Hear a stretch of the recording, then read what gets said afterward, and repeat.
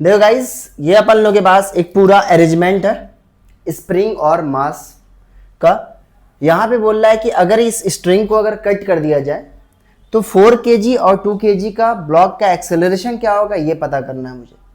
जब भी अगर ऐसा सवाल आएगा तो आपको पहला स्टेप क्या करना है, स्टेप नंबर 1 ये होगा, आप यहाँ पे पूरे सिस्टम को इक्विलिब्रियम में एज्यूम करो। पूरे सिस्टम को आप क्या करने वाले हो, इक्विलिब्रियम में मानो, इक्विलिब्रियम में उसको मान लीजिए। मानने के बाद स्प्रिंग के अंदर आप स्प्रिंग फोर्स निकालो कि उसकी वैल्यू कितनी है, ठीक है।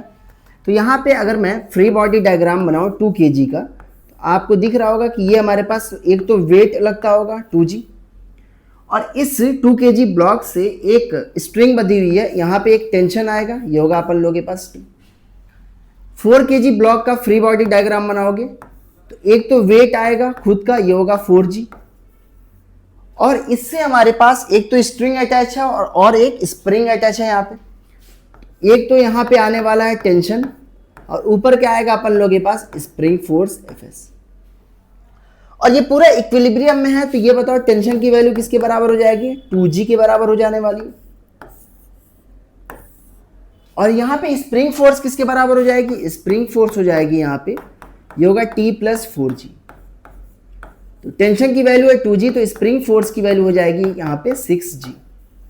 अब आप पहला स्टेप कंप्लीट कर चुके हो। अब दूसरा स्टेप क्या करने वाले हो, आप इस स्ट्रिंग को कट कर दो। आप इस स्ट्रिंग को यहाँ पे कट कर दो। जैसे ही आप स्ट्रिंग को कट करोगे तो ये बताओ, ये हमारे पास जो 2 kg वाला मास है वो फ्री फॉल करेगा। फ्री फॉल का मतलब हो गया, इसको अगर छोड़ोगे तो ये सिर्फ अर्थ इसको पकड़ के खींचेगा। और ये बता, अर्थ अगर किसी बॉडी को पकड़ के खींचता है तो उसका एक्सेलरेशन कितना होता है, उसका एक्सेलरेशन हो जाएगा यहाँ पे g। तो 2 kg का जो एक्सेलरेशन होगा वो क्या हो जाएगा, g हो जाएगा, बिकॉज ऑफ फ्री फॉल। ये फ्री फॉल करेगा। बचा हमारे पास 4 kg। याद करना, स्ट्रिंग को जब कट करोगे एक चीज याद कर लेना है, यहाँ पे स्ट्रिंग को अगर आप कट करते हो तो दो चीज यहाँ पे मैंने रखती है। पहली, स्ट्रिंग को जैसे ही कट करोगे टेंशन की वैल्यू कितनी हो जाएगी, 0। दूसरी चीज, स्प्रिंग फोर्स क्या रहेगी अपन लोगों के पास, सेम रहने वाली है, चेंज नहीं होगी। जो इक्विलिब्रियम कंडीशन में स्प्रिंग फोर्स था वही बाद में भी रहने वाली है, क्योंकि ये जब स्ट्रिंग कट होती है तो हम लोग उसी इंस्टेंट की बात करते हैं, ये नहीं कि 1 घंटे बाद क्या होने वाला है। तो यहाँ पे 4 kg ब्लॉक का आप फ्री बॉडी डायग्राम देखोगे तो एक तो आएगा यहाँ पे 4g, और टेंशन तो यहाँ पे हो जाएगा 0। कट करने के बाद टेंशन कितना हो जाएगा, 0। और एक ऊपर की तरफ स्प्रिंग फोर्स की वैल्यू कितनी थी यहाँ पे, 6g। तो ये बताओ, ये पूरा ब्लॉक किधर मूव करेगा हमारे पास, विथ एन एक्सेलरेशन a ऊपर की तरफ मूव करने वाला।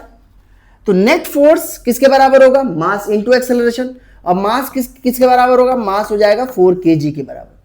तो ये होगा net force 6g - 4g is equal to mass हो जाएगा 4 इंटू एक्सेलरेशन। 6g - 4g की वैल्यू कितनी हो जाएगी, 2g इज इक्वल टू होगा 4a। तो ये होगा 2 2 जा 4। तो एक्सेलरेशन किसके बराबर होगा यहाँ पे, g/2 के बराबर होने वाला है।